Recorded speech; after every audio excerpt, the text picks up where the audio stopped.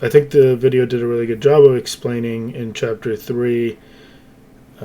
We already did this last time. How to factor and multiply quadratics, um, or how multiplying and factoring are opposite operations. This first example was done in the video. The second example you were supposed to do on your own. Um, we could talk about the second example in case you kind of guessed it to get to the answer. Um, how this 3.1.4 part B works is once you see an expression like this, um, I guess we have to answer the question of how many terms there are in this expression here in part B. So who can tell me how many terms there are in that expression?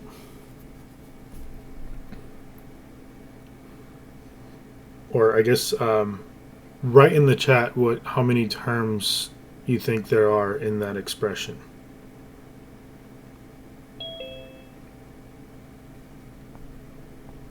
for the whole expression.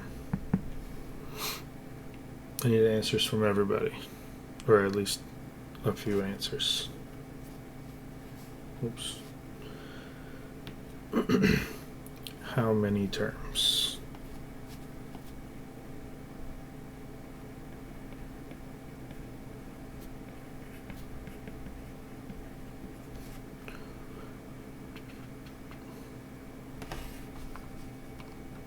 Seeing a lot of twos. That's perfect. There are two terms, and we'll highlight the two terms as follows. The first term will be the 3x times x plus 7, and the second term will be the 4 times x plus 7, right? So now that we have two terms, just like in this one, right? This one has two terms as well, and we look at the two terms and we say, what do they have in common? And we factor that out. We're going to do the same thing here, and we're going to notice that the first term, the 3x times x plus 7, and the 4 times x plus 7, both have an x plus 7. That is a factor that they have in common, which means we can factor that out and kind of reverse distribute that out and write it in front of the expression. So we can go straight into saying, okay, if I take that x plus 7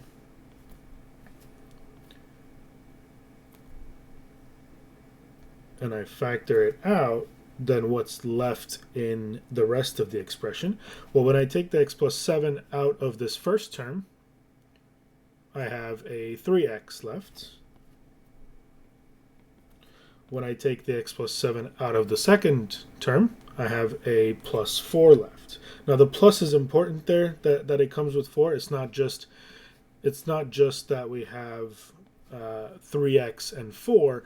It's that we have 3x and then a plus 4 left, right? The sign will come with that second term, the factor of the second term that's left behind.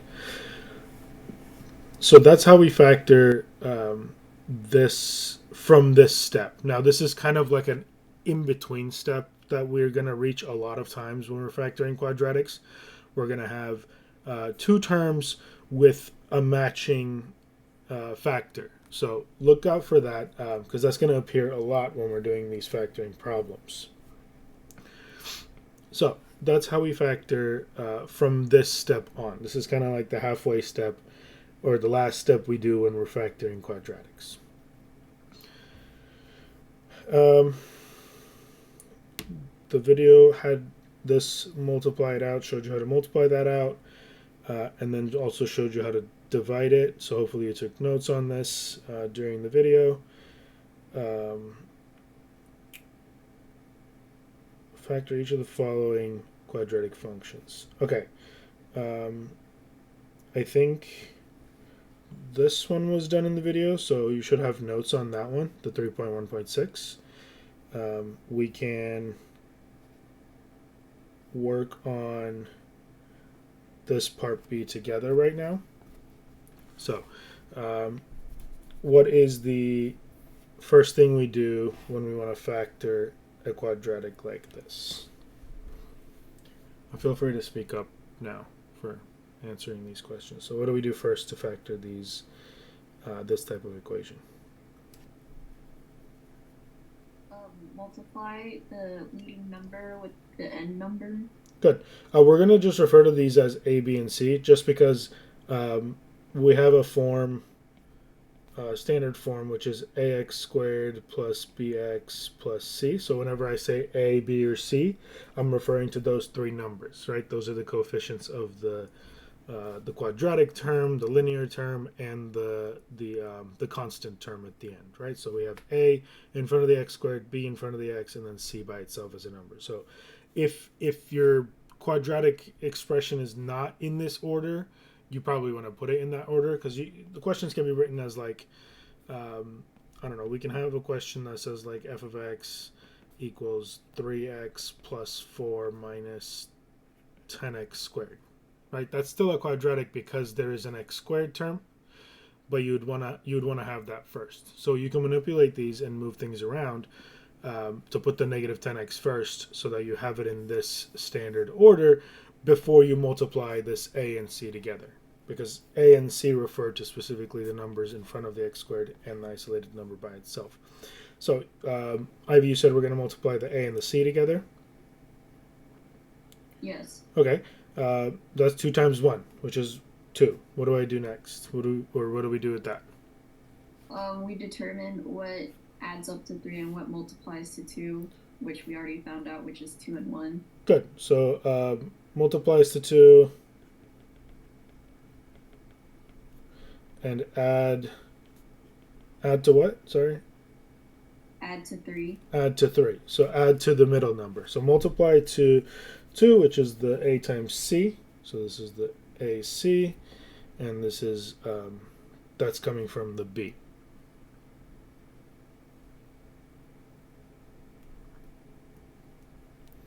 And like you said, there was only a way to multiply to 2, right? We just did that, 2 times 1. So 2 and 1 multiply to 2. 2 plus 1 also gives us the 3, right? So that is the one we want to use. I'm going to show you let me see the next example here. I guess it's not going to come up, but I'm going to show you a kind of a trick for coming up with these numbers, because doing this part of finding the two numbers that multiply to your AC and add to your B sometimes takes the longest, because if you have a large number for your A times C, it's hard to find the correct factors for that. So I'll show you a trick for coming up with more of those. But once we have this 2 and 1, we're going to split up this center term to be in terms of those numbers. So we're going to start with f of x equals 2x squared plus 3x plus 1. And as the video mentioned, we're going to take this middle term and we're going to split it using the 2 and the 1 that we had that we chose as the correct numbers, right? So the 2x squared will stay. Whoops. The 2x squared stays and the plus 1 stays, but that middle term of 3x we're going to split up into plus 2x plus 1x, right? That's where the 2 and 1 come into play. We split up the 3x to be a 2x and 1x instead.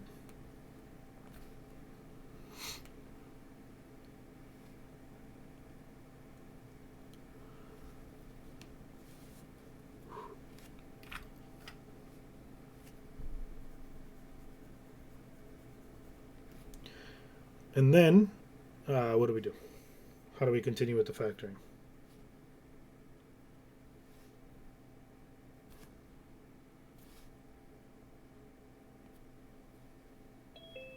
What's next?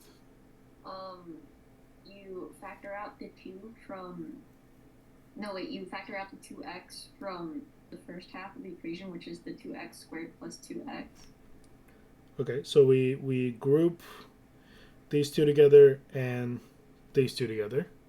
Yes, and then yeah, we factor out. We just look at what they have in common within the groups. So in that first group, we have 2x squared plus 2x. They have a 2x in common. We'll factor that out and write whatever's left. So when I take a 2x out of that first term, I have an x left. When I take a 2x out of the second term, I have a plus 1 left. Now, this plus 1 is very important, very easy to forget, because when you take out a 2x from this, it feels like there's nothing left. But you got to think about this as kind of a reverse distribution. So if I were to distribute this 2x back into here, I should end up with this previous step, right? So that plus 1 is absolutely necessary there. When you take this 2x out, you're dividing it by 2x. So if I take this 2x and I divide by 2x, I have 2x over 2x, which is 1, right? So don't forget that plus 1. And then what do the 1x and the 1 have in common? What can we factor out of that? Just the 1. Just the 1, which feels like nothing, because when you put a 1 and then an x plus 1 here, it feels like we didn't do anything to it because it's still x plus 1. But the fact that this parenthesis matches this parenthesis is significant, and this plus 1, putting the plus 1 in front, is useful for the next step. So we factor out a 1. So if there's nothing to factor out, just factor out a 1. And if your parentheses don't match up, if they're not the same for some reason, because at this point they're supposed to be the same so that we can do the factor this out step. If they're not the same for some reason, then either you split wrong up here, so double check your product and your sum, make sure everything matches up nicely, or you factored each one of these wrong. There was some kind of mistake in grouping these and factoring them, or the expression doesn't factor any further than this if the parentheses don't match up, right? But if it's supposed to be a nice problem, if it's supposed to be able to factor, then these parentheses should match up when you get to the step. So now we take these guys, we factor x plus 1 from both parentheses, and then what's left is outside of the parentheses. So we had a 2x in the first part and then a plus 1 in the second part. So that is our factored form of 2x squared plus 3x plus 1. And you can check your answer on a lot of these by just distributing the x into here and then the 1 into here and then combining like terms, which will essentially go backwards towards this original expression, right? So if you multiplied this out, if you FOILed it out, as it's called, if you FOIL this out, you should get back to where we started. Any questions on any of these steps in factoring?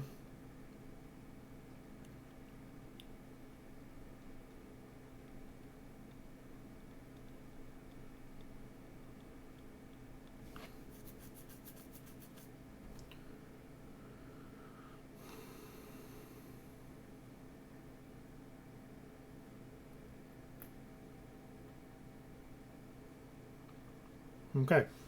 What we're going to do is what the video didn't really cover is this idea of factoring by substitution.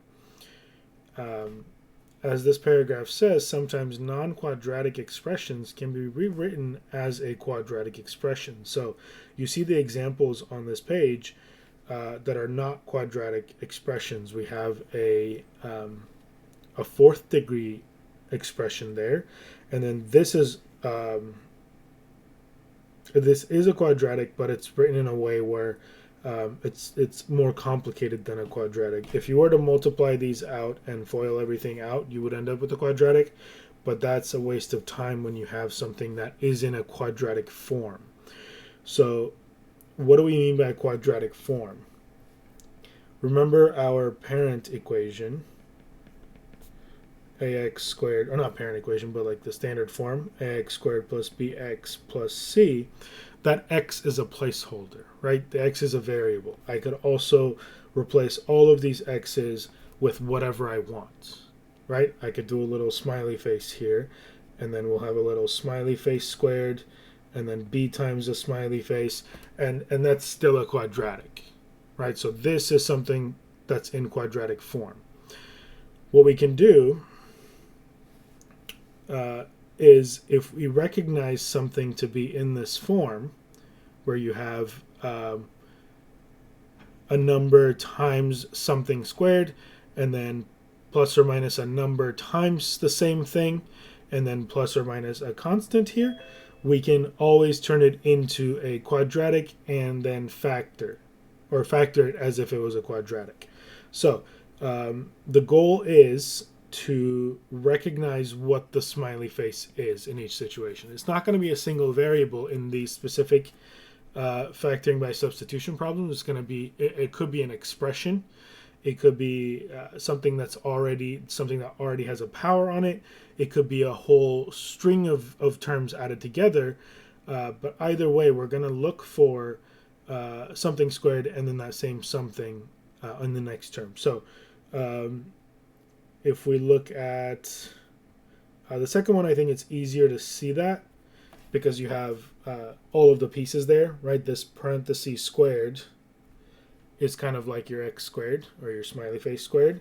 And then we have the same expression, the t minus 2, show up in the second term, right? As our, so this is like a, if I were to rewrite this, where this t minus 2 was going to be, we're going to use a placeholder like a star for that t minus 2, what would my expression look like?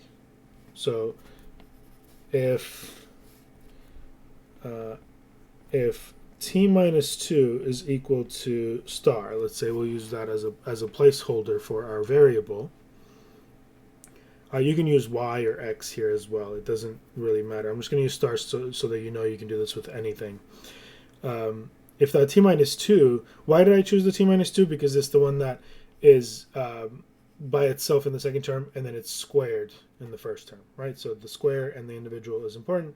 So we're going to choose that as our star, and then what does our expression become? We have 2 times that t minus 2, which is my star, squared,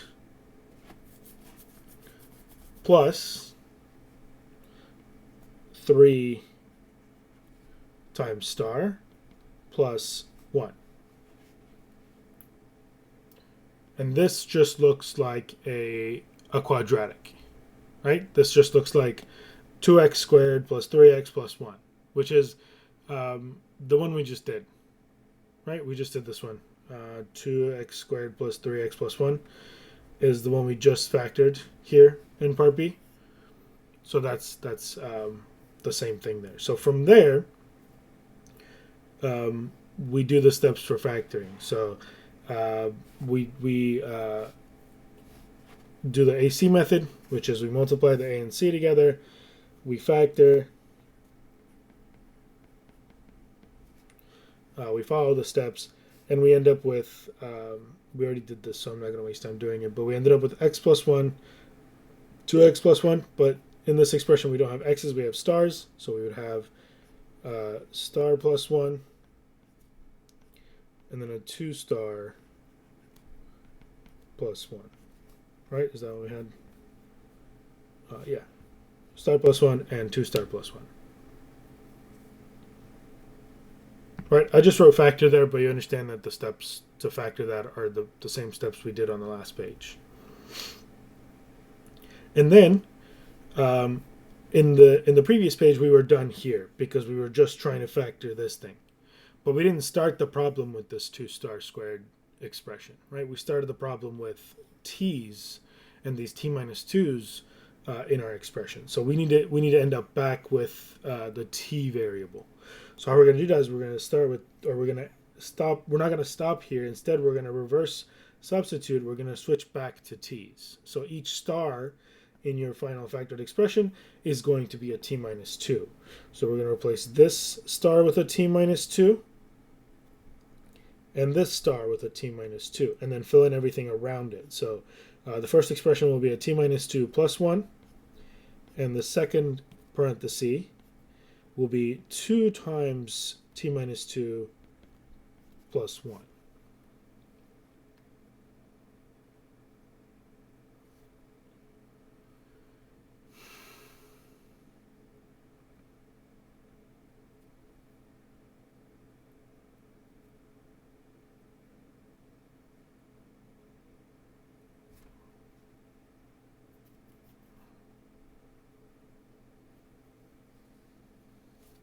Okay. Does everyone see? Are there any questions on what I just did, replacing the stars with t minus 2? Any confusion on that? Okay. Then we can simply just add things together or distribute the two and simplify these a little bit so that they look nicer. For example, we don't need to have a minus 2 plus 1 in the same parenthesis, right? We can just combine those to a t minus 1.